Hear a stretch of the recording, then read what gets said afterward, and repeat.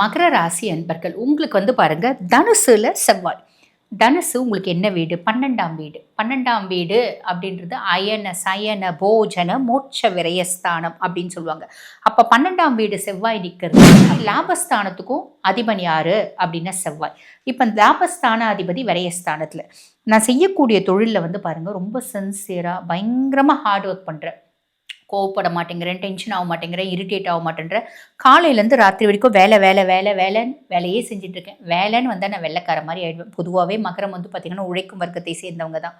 உழைக்கிறதுக்கு எப்பயுமே கஷ்டப்படாத ஒரு ராசி அப்படின்னா மகரம். இதனால் வாழ்க்கையில் ஒரு நிலையற்ற தன்மை இருக்குது அப்படின்னா இது எல்லாத்தையும் வந்து பார்த்திங்கன்னா பின்னாடி இருந்து நேருக்கு நேர் ஃபேஸ் பண்ணி நான் தான் இப்படி செய்கிறேன் அப்படின்னு காமிக்காமல் பின்னாடி இருந்து சாதுரியமாக டீல் பண்ணி இவங்களையும் கம்ஃபர்ட் ஜோன் கொண்டு வந்துருவாங்க. அவங்களையும் திருத்திடுவாங்க. இதுதான் வந்து பார்த்திங்கன்னா புதன் செய்கிற வேலை வந்து பார்த்திங்கன்னா புதன். என்னுடைய ஆக்கப்பூர்வமான சிந்தனையை நான் பல விதத்தில் சிதற வச்சு எனக்கு பாசிட்டிவான ரிசல்ட்டை கொண்டு வரேன் அப்படின்னு சொல்லலாம். ஆக இந்த பிளானட்ஸ் என்ன பண்ண போகிறாங்க, இந்த மாதிரி இம்பேக்ட்ஸை உங்களுக்கு ஏற்படுத்த போகிறாங்க.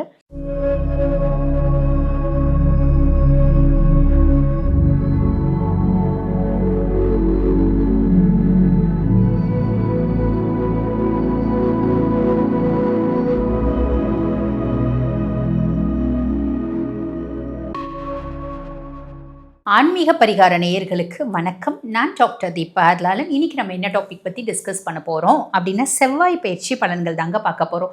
இந்த செவ்வாய் பயிற்சி பலன் கொஞ்சம் டிஃப்ரெண்ட்டாக இருக்கும். முற்பகுதி பிற்பகுதின்னு வரும். காரணம் என்ன அப்படின்னா உங்களுக்கு நான் சொல்லும்போது புரியும். டிசம்பர் மாதம் 7ஆம் தேதி 2025 செவ்வாய் பகவான் வந்து பார்த்திங்கன்னா தனுசு ராசியில் பயிற்சி ஆகிறார். தனுசு ராசியில் பயிற்சி ஆகக்கூடிய செவ்வாய் பகவான் ஜனவரி மாதம் 16ஆம் தேதி வரைக்கும் தனுசு ராசியிலேயே சஞ்சாரம் பண்ண போகிறார். இப்போ இவருக்கு பின்னாடியே வந்து பார்த்திங்கன்னா புதன் பகவான் டிசம்பர் மாதம் 29ஆம் தேதி செவ்வாயோடு வந்து தனுசில் இணைகிறார். இணைஞ்சு டிசம்பர் 29லேருந்து ஜனவரி மாதம் 16ஆம் தேதி வரைக்கும் ஆக செவ்வாய் வந்து பார்த்திங்கன்னா ஏறக்குறைய 40 நாள் இந்த இடத்துல தனுசில் சஞ்சாரம் பண்ணுறார்.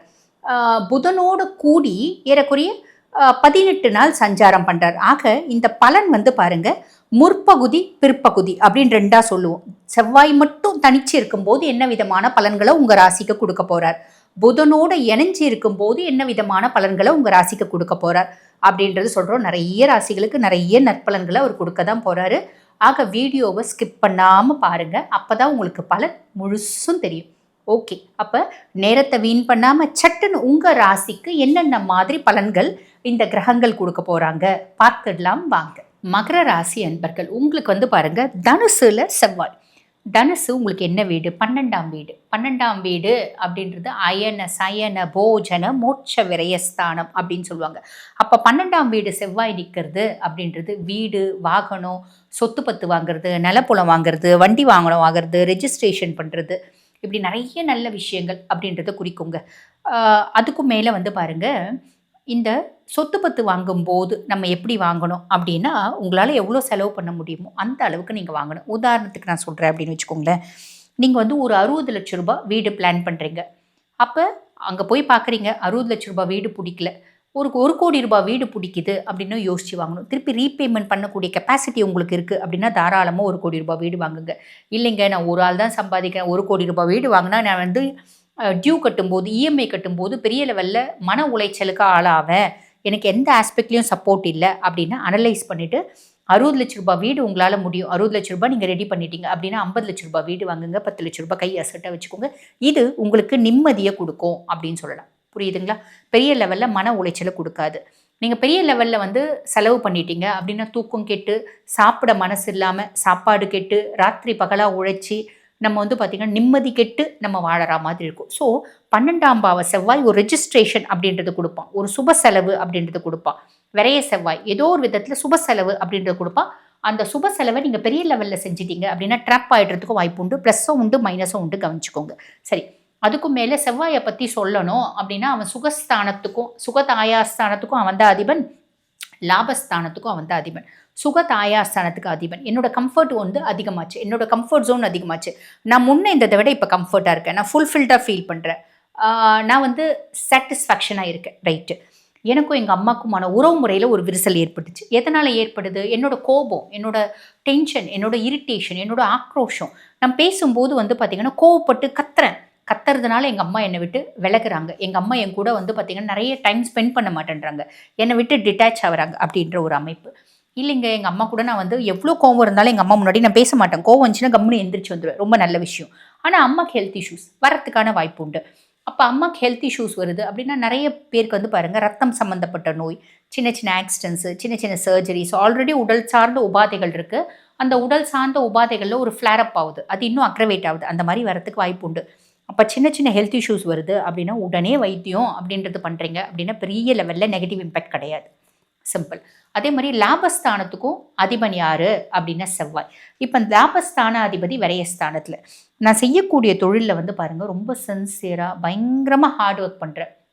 கோவப்பட மாட்டேங்கிறேன், டென்ஷன் ஆக மாட்டேங்கிறேன், இரிட்டேட் ஆக மாட்டேங்கிறேன். காலையிலேருந்து ராத்திரி வரைக்கும் வேலைன்னு வேலையே செஞ்சுட்ருக்கேன். வேலைன்னு வந்தால் நான் வெள்ளைக்கார மாதிரி ஆகிடுவேன். பொதுவாகவே மகரம் வந்து பார்த்திங்கன்னா உழைக்கும் வர்க்கத்தை சேர்ந்தவங்க தான். உழைக்கிறதுக்கு எப்பயுமே கஷ்டப்படாத ஒரு ராசி அப்படின்னா மகரத்தையும் சொல்லிடலாம். அப்படிப்பட்ட பர்சனாலிட்டிஸ் அதிகப்படியான உழைப்புனால ஒரு நல்ல லாபம் அப்படின்றத சந்திக்கிறாங்க. இது ஒரு பெரிய ப்ளஸ். ஆனால் இந்த 11ஆம் பாவம் அப்படின்றது மூத்த சகோதர சகோதரிகளை குறிக்கக்கூடிய பாவம் தான். நான் டென்ஷனில், கோவத்தில் இரிட்டேட் ஆகி கத்திட்டேன், சண்டை போட்டுட்டேன். நியாயமான விதத்தில் தான் சண்டை போட்டேன். ஆனால் நியாயமாக இருந்தாலும் நான் சண்டை போட்டிருக்க வேண்டாம். பிடிச்சிச்சின்னா பேசியிருக்கலாம், இல்லை பிடிக்காட்டி இந்த நேரத்தை ஸ்கிப் பண்ணிவிட்டு அவங்க நல்ல மூடில் இருக்கும்போது நானும் நல்ல மூடில் இருக்கும்போது பேசியிருந்தா அது பிரச்சனையாக இருக்காது, எங்களுக்குள்ள விரிசல் வந்திருக்காது அப்படின்ற மாதிரி ஒரு விஷயம் வரும். ஆக மூத்த சகோதர சகோதரிகள்கிட்ட பெரிய லெவலில் உங்களுக்கு விரிசல் வரக்கூடாது அப்படின்னா பிடிச்சிச்சின்னா 4 வார்த்தை பேசுங்க, பிடிக்காட்டி 2 வார்த்தை பேசுங்க. அப்படியும் பிடிக்கலன்னா அவாய்ட் பண்ணிவிடுங்க. எப்போ மூடு நல்லா இருக்கோ அப்போ பேசுகிறீங்க அப்படின்னா உறவுகள் மேம்படும். உங்கள் மூத்த சகோதர சகோதரிகளுக்கும் உங்களுக்குமான உறவில் விரிசல் அப்படின்றது இருக்காது. புரியுதுங்களா? ரொம்ப சிம்பிள். அதுக்கப்புறம் இது முற்பகுதி. பிற்பகுதியில் வந்து பார்த்திங்கன்னா புதன் வந்து 12ஆம் பாவத்தில் இணையிறான். 12ஆம் பாவத்தில் இணையிறான் அப்படின் போது எனக்கு ஒரு சுப செலவு அப்படின்றது பண்ணேன். ஒரு லேண்ட் வாங்கினேன், ஒரு ரெஜிஸ்ட்ரேஷன் பண்ணேன், ஒரு வண்டி வாங்கினேன். இது எதனால்? என்னோட அதீத புத்திசாலித்தனத்தினால, என்னோட டாக்டிக்ஸ்னால நான் வந்து பார்த்திங்கன்னா புதிய புதிய யுக்திகளை கையாண்டதுனால எனக்கு வந்து பார்த்திங்கன்னா ஒரு நல்ல வருமானம் அப்படின்றது வந்துச்சு. அதனால் நான் ஒரு ப்ராப்பர்ட்டி அப்படின்றது வாங்கினேன் அப்படின்ற ஒரு அமைப்பு. அதுக்கும் மேலே புதனை பற்றி சொல்லணும் அப்படின்னா 6 மற்றும் 9க்கு அதிபன், ருணரோக சத்ருஸ்தானத்துக்கு அதிபன் யார்? புதன். அப்போ நான் கடனை அடைக்கணும்னு முடிவு பண்ணேன், கடனை அடைச்சிட்டேன். நான் வந்து பாருங்கள், எதிரிகளே இல்லாமல் இருக்கணும்னு நினச்சேன். எல்லாருக்கிட்டையும் ஸ்மூத்தாக பழகிறேன். ஸோ எனக்கு எதிரிகள் அப்படின்றது யாருமே கிடையாது. உடல் சார்ந்த உபாதைகள் நிறைய இருக்குது. அந்த உடல் சார்ந்த உபாதைகளுக்காக ப்ராப்பராக வைத்தியம் பண்ணுறேன்.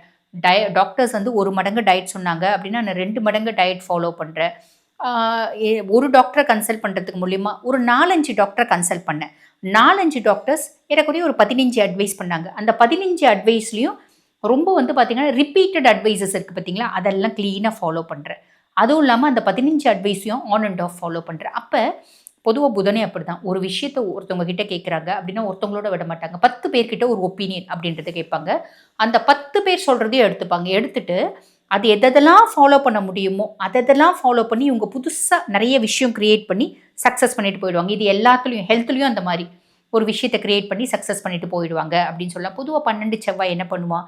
தூக்கம் இல்லாத ஒரு தன்மை, ஒரு நிம்மதி இல்லாத தன்மை, மன ரீதியான குழப்பங்கள், ஹெல்த் இஷ்யூஸ் அதெல்லாம் கொடுப்பான்.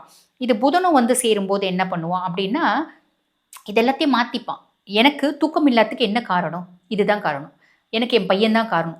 அவனை தூக்கி ஹாஸ்டலில் போடு, நம்ம நிம்மதியாக இருக்கலாம் அப்படின்ற ஒரு மைண்ட் செட்டு. தூக்கி ஹாஸ்டலில் போடுவாங்க, இவன் நிம்மதியாக இருப்பாங்க. அங்கே ஹாஸ்டல் கொஞ்சம் ஸ்ட்ரிக்டான ஹாஸ்டல் போடுறாங்க. ஆனால் அப்பா வந்து பாருங்கள், எப்பயுமே அப்பாவோ அம்மாவோ நீங்கள் வந்து பார்த்தீங்கன்னா மகர ராசி லேடியாக இருக்கீங்க அப்படின்னு வச்சுக்கோங்களேன், அம்மா எப்பயுமே நம்மளுக்கு ஃபுல் ஃப்ளெட் சப்போர்ட் அப்படின்ற மாதிரி ஒரு இமேஜை க்ரியேட் பண்ணி ஆனால் பின்னாடி வேலை செய்வாங்க.